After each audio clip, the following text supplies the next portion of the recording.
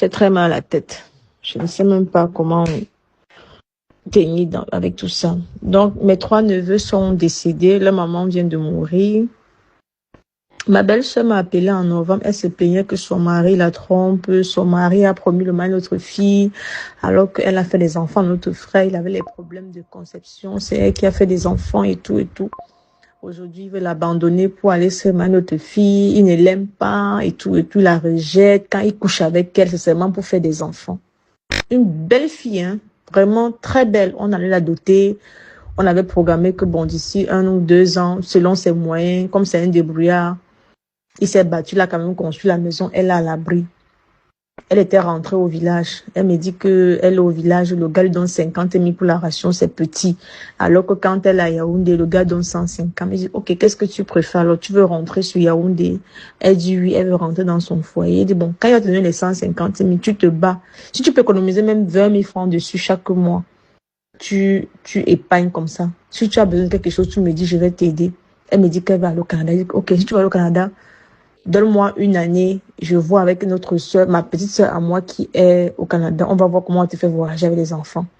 Un jour, elle me dit qu'elle va quitter le foyer. Un jour, elle me dit qu'elle va aller en France rester. Je dis, mais tu vas aller rester en France? Moi, je ne vis pas en France. Je vis entre le Cameroun, la Côte d'Ivoire et je pars en France seulement pour les vacances. Si tu vas aller t'installer en France, laisse-moi préparer ton installation. Donc, je sentais déjà des menaces. Oh, je vais lui faire quelque chose qu'il va regretter. Nous tous, on va perdre. Dis, mais ne dis pas des choses comme ça. Si tu as n'importe quel problème, maman, viens me voir. Pour le moment, je suis à Douala. Si tu veux n'importe quoi, maman, viens me voir. Je vais t'aider. Je sais que ce n'est pas facile au foyer. Moi-même, dans mon foyer, voilà ce que je vis. Voilà comment je gère.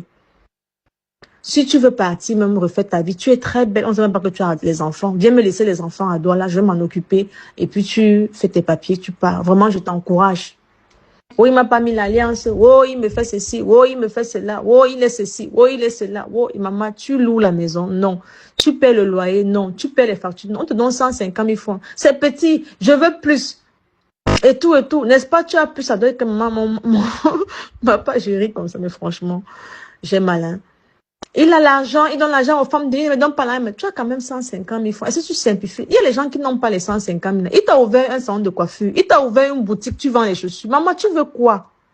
Oh, les papiers de la maison sont pas à mon nom, il a construit la maison, mais tu es venu en mariage. Quand mon frère te fait venir dans la maison, il a déjà construit son immeuble. Comment veux-tu qu'il change les noms, il met ton nom dessus? Et même s'il faut hériter, ce sont les enfants qui vont hériter. Laisse, il t'a acheté le terrain, non? Le gars a acheté le terrain ailleurs et il a mis le nom de la fille, le nom des enfants. Elle dit que non, c'est petit. Oh, je vais partir. Une autre fille est venue prendre cet argent-là, utiliser ma maison. Il dit que mais ta maison que tu as construite quand? Ouais, les femmes aussi. Mais malgré ça, je ne la jugeais pas. Je sentais que sa santé mentale était un peu touchée, le rejet. Elle n'a pas connu son papa. Elle a une maman qui est dépressive. Je faisais que, j'ai dit, maman, tu peux m'appeler à toute heure. Même si c'est à 1, 2 du matin, appelle-moi. J'ai expliqué à mon mari que j'ai ma belle-sœur qui ne se sent pas bien. Je vais lui faire quelque chose qu'il va regretter. Nous tous, on peut faire perdre. Il ne peut pas avoir des enfants, notre femme dehors. C'est avec moi ceux qui peuvent avoir les enfants. Des trucs comme ça. Donc, ce matin, mon petit frère a accompagné ses enfants à l'école, comme d'habitude. Il a pris son vol pour aller acheter sa marchandise en Chine, parce qu'il fait la ligne de Chine. En ce moment, il se retrouve à Addis Abeba. La fille, elle a récupéré les enfants derrière. Elle a mis le haratalé dans la nourriture. Elle a donné aux enfants. Ils sont morts. C'est les petits-enfants des voisins parce qu'il a conçu une mini-cité. Elle vit en bas, il y a les locataires qui sont entrés, disent que les enfants sont couchés au lit comme si on les avait seulement classés. Et puis quand les voisins crient, oh, venez voir, elle prend le couteau, elle se poignarde dedans, elle touche sur sa côte, elle touche au cou, elle commence à agoniser, elle commence à raconter.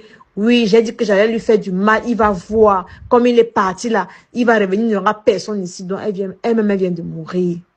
On appelle le jas, c'est quoi? Je vais expliquer ça en quelle langue? Je vais expliquer ça. Ma mère est malade ici. Elle a ses problèmes de santé. Je vais expliquer quoi à qui? Je suis dépassée. Kevin nous a fait ça fort en 2026. Fort, cette femme-là, qu'est-ce qu'on lui a pas donné, maman?